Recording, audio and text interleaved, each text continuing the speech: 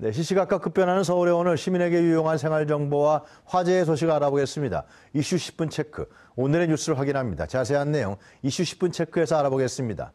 서울시 문화정책자문단 김성수 평론가 모셨습니다. 안녕하십니까? 안녕하세요, 김성수입니다. 자, 미군 기지가 이제 다음 달 미8군 사령부가 다음 달 평택 기지로 다 옮겨가나요?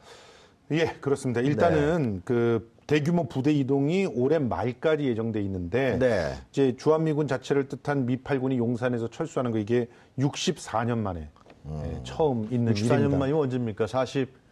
그렇죠. 45년도? 그렇죠. 이제 처음에 해방되고 나서 거의 바로 있었던 일이죠. 용산 여기가 이제 그 일본 군들이 원래 주둔했던 것이죠. 그래서 이제 미군이 온 거죠. 그렇습니다. 미군 정권 때 이제 그때 들어온 것이죠. 그래서 이 미8군 사령부가 이제 경기도 평택의 험브리 기지로 이전한다. 그렇습니다.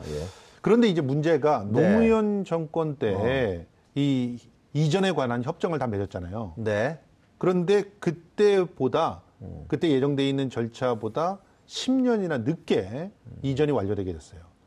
그리고 또 비용도 16조 원대로 불어났습니다. 원래 무려 얼마 7조 정도였는데요. 지금 그래요? 뭐 8조 이상이 불어났습니다. 사실 누더기가 될 수밖에 없는 데다가 더군다나 이제 쟁점이 되는 것이 한미 연합사. 이게 원래는 이제 한미 연합사도 한꺼번에 평택으로 이전한다는 것이 기본 절차였어요. 그래서 사실은 평택 대추리에서 그런 대규모 기지의 이전이 일어난다는 것에 대해서 얼마나 반대를 했었는지 모릅니다. 그런데 그런 것들을 다 뚫고 이전을 다 협정을 맺어 놓았더니 보수 정권이 들어서면서 사실상 이 부분이 누더기가 됐고 가장 중심이라고 할 수 있는 한미 연합사는 그냥 용산에 남아있게 허락을 했습니다. 박근혜 정부였죠. 그래서 결국 뭐 한 12,000명 가량의 그 병력과 가족들이 옮겨갈 예정인데 뭐 리허설도 하고 있는데요. 아무튼 대규모 이동이 될 예정입니다. 그래서 서울시에서 그 이제 용산에 미군 기지가 옮겨가면은 전체를 다 이렇게 획정해서 계획해서 다르게 좀 변신시키려고 그러는데 다 이전하는 게 아니기 때문에 그렇기 때문에 전체적으로 관리하고 계획하는 좀 어렵다. 그래서 그런 건가요, 지금요? 그렇습니다. 실제로 여러 가지 문제들이 있는데 일단 한미 양국이 2002년서부터 2004년까지 용산 기지 이전 협정을 맺어가지고 국내에 흩어져 있는 40개의 미군 기지를 모으기로 했어요. 그래서 거의 대부분은 평택으로 가고 그리고 또 일부는 대구로 가고 해가지고 그러니까 평택과 대구로 모든 기지를 모으기로 했었는데 그건 왜 모으려고 했던 겁니까? 실제로 그래야지 여러모로 일단은 국토의 운영이라고 하는 측면에서도 그렇고 또 미군 기지 같은 경우도요 서로가 흩어져 있다 보니까 효율적인 작전 체계라든가 이런 부분들이 예전에는 각 곳에 흩어져 있어서 독립적으로 작전 수행이니 뭐니 이런 것들을 갖다가 하는 그래서 그 어떻게 보면 보병의 성격들 뭐 이런 것들이 다 관철이 되어 있는 상태였는데 지금은 다 기계화되어 있고 미군 같은 경우는 정말 완벽하게 그냥 장교 중심의 그런 부대라고 볼 수가 있거든요. 그러면 그렇게 각국에 있을 필요가 없는 것이고 모아서 더 효율적으로 그렇죠. 실제로는 모아놓고 거기서 효율적인 일사불란한 그런 체계로 운영을 하는 것이 더 맞다라고 비용도 합의를 한 겁니다. 비용이 훨씬 더 절감이 되는 거죠. 이제 그래서 이런 합의에 의해서 그 옮겨가기로 했던 것을 그 임의로 한미 연합사가 남게 되는 일이 벌어졌는데 그 한미 연합사면 전체 미군 기지의 한 25% 되는 크기입니다.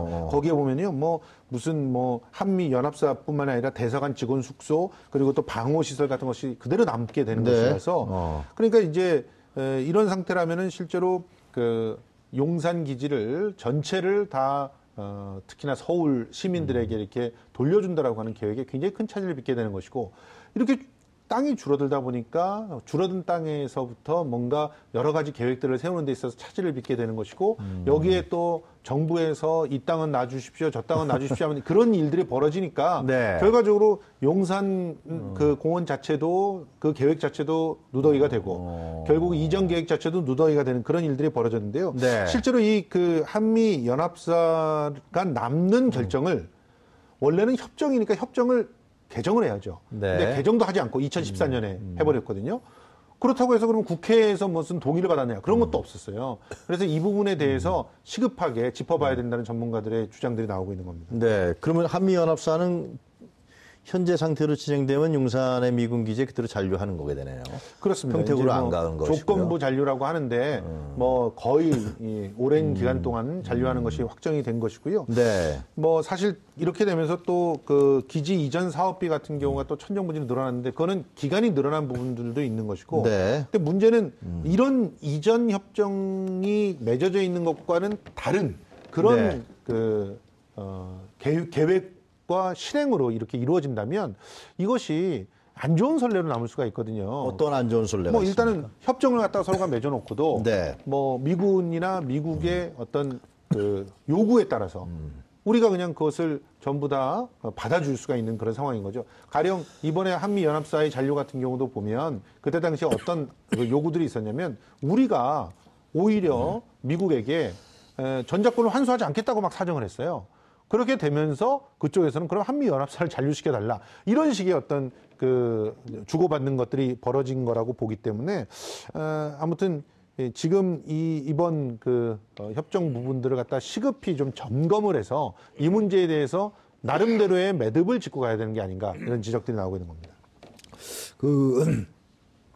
서울시에서 불법 대부업 피해주의보를 발령했습니까? 예, 그렇습니다. 네. 이제 대부 업체들이 지금 불황을 틈타서 정말 불법적인 행위들로 기승을 부리고 있습니다. 네. 사실 김태수 서울시 의원이 자료를 조사를 했는데 지난해 서울시 25개 자치구에서 그 대부업 위반 행위를 적발을 한 겁니다. 그랬는데 무려 393건이나 됐고요. 이게 이제 2015년 기준으로 비교를 해봤더니 2016년에 무려 84.5%가 늘었어요. 84.5%가. 예. 그러니까 이 너무나 갑작스럽게 대부업의 불법적인 그런 횡포들이 늘어났기 때문에 지금 미리 대부중개업체는 어떻게 그 운영돼야지 맞다라고 하는 사실을 시민들에게 적극적으로 알리고 예. 그리고 특별히 그 대부업체들이 어떤 식으로 불법을 자행하는지를 유형별로 분류를 해서 그것을 배포하면서 주의보를 내리게 된 것입니다. 그 대부업체 불법 행위를 뿌리뽑고자 대부업체 활동 현장 점검을 벌여서요. 50곳의 행정정치를 내렸다는데 이거 어떤 얘기입니까? 그러니까요. 지금 현재 그 민원이 접수된 곳이 65곳이었어요. 네. 근데 65곳 중에서 50곳이나 문제가 됐다라고 지적을 받은 건데 그 중에서 지금 17곳은 뭐 표준 계약서를 사용해라라는 식의 권고를 받는 등 행정 지도를 받았고요. 그리고 23곳이 과태료 처분을 받았는데 허위 과장 광고가 많았습니다. 그렇습니까? 예, 그리고 3개 업체는 대부 중개 수수료를 법정 기준보다 초과해서 받고 임대차 계약서를 허위로 제출하고 심지어는요. 예. 말로는 이거 연대보증이 아닙니다. 근데 여기에 연대보증이라고 써 있는 건데 일단 사인만 해주세요. 그냥 이거는 아무 연대보증에 부담이 없습니다. 이렇게 속여서 네. 연대보증이 그 금지돼 있는데도 시킨 그런 업체들도 있었던 것이죠. 대단하군요. 예, 그렇습니다. 이렇다 보니까 이제 피해 입은 시민들을 구제해야 된다는 목소리가 커졌고 그래서 주의보도 내리고 특별한 단속에 또 들어가게 된 것입니다. 네, 구제 지원책은 어떻게 진행되고 있습니까? 예, 기본적으로는 이제 찾아가는 눈물 그만 상담실이라고 하는 것을 만들어서 네. 여기를 이제 확대 운영을 해서 여러 가지 대부업체의 피해들을 접수하고 그 접수된 사례에 대해서 어떻게 대처를 해야 되는지를 갖다가 알려주는 그런 지원을 하고요. 그리고 특히 요즘에 문제가 되는 게 기업형 전당포입니다. 네. 요즘은 그 불법 대부업에 대한 어떤 문제들을 많은 분들이 알고 계셔가지고 좀 충분히 그 금융업계의 전반에 대해서 지식이 없으시는 어르신들이라든가 10대 청소년들이라든가 이런 사람들을 빼놓고는 뭐 대부분은 정보들을 알고 있어요. 근데 문제는 기업형 전당포라고 하는 변칙 운용들이 늘어나고 있는데 대단하군요. 여기서는 돈을 갖다가 내줄 때 물건을 잡고 돈을 내주는 건데 그 물건을 잡고 돈을 내주는데 거기에 붙는 이자율이 법정 이자율이 훨씬 높은 그 상회하는 그런 이자율을 제시해서 불법적으로 그 이득을 취하는 이자율도 겁니다. 본래 이자율도 굉장히 높을 거예요. 뭐 20% 본래 이자율이 27.9%인데요. 그거 더 한다. 그것보다 더 하는 거죠. 왜냐하면 일단 금액을 이 물건을 맡기잖아요. 그럼 그 물건을 중고 가격을 산정을 하는데 그거를 싸게 후려칩니다. 후려치고 나서 그다음에 거기다 이제 또 이자를 집어넣게 되니까 그러니까 2중 3중에 그런 피해들이 되는 거고 선이자를 떼는 그런 것도 있습니다. 선이자를 떼는 것은 무조건 이율이 어마어마하게 높다고 보시면 됩니다. 왜냐하면 선이자 자체는 후에 계산돼야 될 이자를 당겨서 받기 때문에 실질적으로는 이자가 상승되는 효과를 갖고 오는 것이죠. 대부분 다 그러다가 이런 전당포에 가는 분들은 거의 막바지에 가는 거 아니에요? 그죠? 그런데 또 급전을 빌릴 수 있는 데가 서민들은 힘들거든요. 그리고 이제 갑작스럽게 가세가 기울었던 분들, 예. 이런 분들은 갖고 있던 좀 값나가는 물건들을 일단 잡혀서 네. 그걸 가지고 뭔가 활용을 했다가 다시 그 돈을 갖다 갚는 것을 선호하고 특히 담보를 제대로 제공할 수 없거나 네. 신용 등급이 낮은 20, 30대 젊은 층들이 이곳을 많이 이용합니다. 그래서 뭐 노트북 같은 걸 잠깐 맡겨서 아이고. 예, 그래서 돈을 갖다 융통했다가 나중에 월급을 받거나 하면 갚는데 저는 제가 이제 연극 타는 친구들을 많이 알잖아요. 네. 이 친구들이 특히 이 불법 전당포를 많이 이용하는데 왜 네. 이용하냐 그랬더니 아니 공연 끝나면 돈을 주는데 그 돈이 나오면 얼마든지 찾을 수 있잖아요. 이렇게 얘기를 하는 것이죠. 그러다가 제 생각에는 다시 찾는 경우가 별로 없을 것 같아요. 별로 없지는 않지만 이제 이 고리가 아주 아슬아슬한 도미노 같아가지고 네. 만약에 이제 물건을 맡겼는데 연극 다 끝내고 나서 다시 잘 나왔다. 나중에 돈을 안 줬다. 이렇게 되면 그건 그냥 떼이게 되는 거죠. 글쎄 뭐 떼는 경우가 제가 보기엔 많을 것 같아요. 그리고 이제 돈을 받았더라도 네. 이제 가져가가지고 이제 전당포에서 그 물건을 찾을 때 네. 며칠이 늦거나 하면은 눈덩이처럼 이자가 붙어버리기 때문에 네. 못 찾게 되는 경우도 생깁니다. 그러니까 이런 부분들을 막기 위해서 네. 기업형 전당포에서 특히나 대대적인 점검을 서울시가 하는 것이죠. 되게 27%라 그러셨잖아요, 아까요. 예, 27조. 그러면 2배 하면 50%. 그렇죠. 무지막지한 겁니다. 예. 연예기획사 얘기 좀 하죠. 예. 연예기획사 얘기가 아니라 연예기획사라고 이제 강남구 압구정동 이런 데가 있었는데 이 서울시와 강남구 이쪽에 생활권 계획을 세웠었는데 그렇죠. 이게 어떻게 됐습니까? 예, 한마디로 말해서 예. 한류가 아주 뜨거웠잖아요. 그리고 특히 이제 강남구청장, 신은희 구청장이 네. 이 한류를 갖고 뭔가를 하고 싶어 했어요. 예. 그래서 그쪽에 사실 이게 잘 아시잖아요. 아, 그럼요. 저는 뭐 강남 구민이기도 하니까 네. 그래서 뭐 그 하는데 일단 그 청담동에 JYP 사옥이 있습니다. 네. 그 JYP 사옥 중심으로 해가지고 압구정동 로데오 거리 위쪽과 청담동을 연결하는 그 거리를 완전히 한류 문화의 거리로 만들었어요. 그러면서 거기 가보면은 네. 뭐 이것저것 뭐 인형들도 많이 세워놓고 뭐 무슨 그 사인 해가지고 뭐 기념비 같은 비슷한 것도 세워놓고 그래요? 거기를 걸어다니면서 그 관광객들이 그 거기를 참여할 수 있게끔 이렇게 만들어 놓은 거리를 조성해 놨는데 JYP 사옥이 이전을 한답니다. 그래요? 그러면 그럼 어떻게 되는 거예요? 알맹이가 빠져버리는 일이 벌어지는데 아. 그걸 놓고 K-팝 거리를 생활권으로 만들겠다는 계획이 어그러진 거죠. 근데 이게 문제는 서울시와 강남구가 5년 동안 준비했다는 거예요. 그런데 어떻게 이렇게 사옥이 하나 옮겨가면 그냥 말짱 도루묵이 되는 계획을 5년 동안 준비해서 통과를 시켰느냐. 왜 그랬다고 생각하십니까, 이게? 기본적으로 탁상행정이었던 것이죠. 그래요? 실제로요, JYP 엔터테인먼트 같은 경우는 지금 네. 강동구 성내동으로 이전을 하는데 이전하는 이유가 뭔지 아십니까? 첫째, 주차 공간이 너무 협소하고 그리고 임대료가 비싸다는 거예요.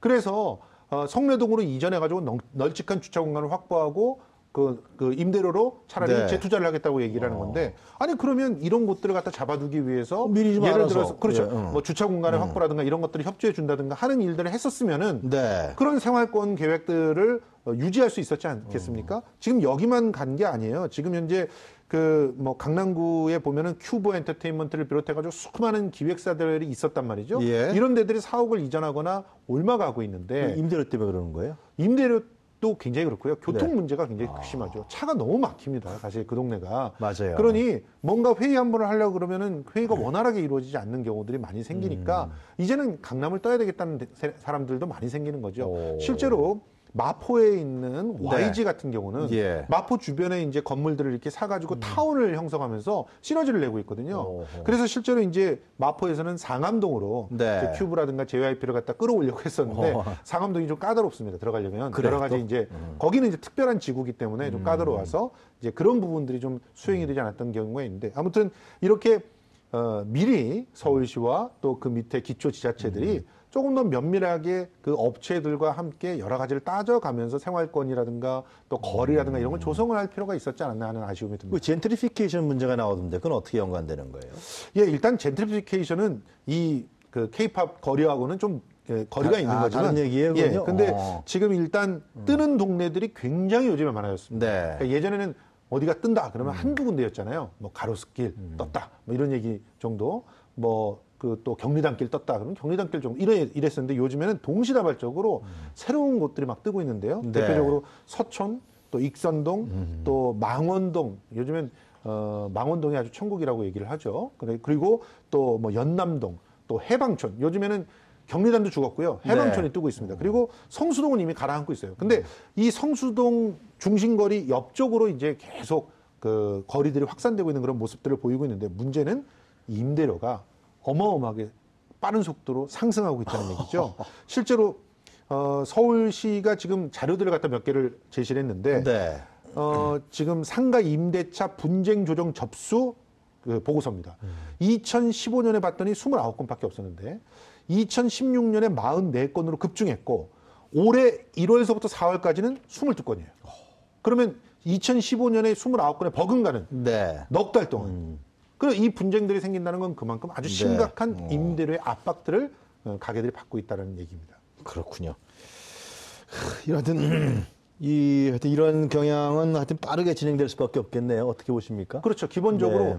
예전에 비해서 그 속도가 굉장히 순환되는 속도가 빨랐습니다. 말이에요. 예전에는 뭐가 떴다라고 싶으면은 그 뜬 곳을 중심으로 건물주들이 이제 건물을 팔고 나갑니다. 그러면서 새로운 건물주들이 들어와서 그 새로운 건물주들이 리모델링을 한답시고 뭐 혹은 뭐 어쩌고 저쩌고 핑계를 붙여서 임대료를 올리고 그 임대료를 올리면서 또 네. 이전을 하고 이런 형태의 순환이었다면 지금은 뭔가 뜬다라고 하면 바로 자체 건물주들이 임대료를 올려버리는 그런 현상들이 벌어져요. 그러니까 얼마나 빠르게 움직이냐면 네. 실제로 그 한 분기 만에 11.97%가 올랐다고 하는 거. 이건 폭등이라고 봐야 됩니다. 원래 법으로도 1년 내에 10% 이상은 임대료를 못 올리게 돼 있는데 네. 이 법에서 빠져나가는 곳들이 있죠. 임대차 보호법에서 빠져나가는 5억 이상의 그런 알겠습니다. 건물이나 이런 쪽에서 이런 문제들이 벌어지고 있는데요. 아무튼 예. 특별한 대책들이 좀 필요한 그런 시점입니다. 잘 알겠습니다. 오늘 말씀 잘 들었습니다. 감사합니다. 고맙습니다. 네, 지금까지 김성수 평론가였습니다.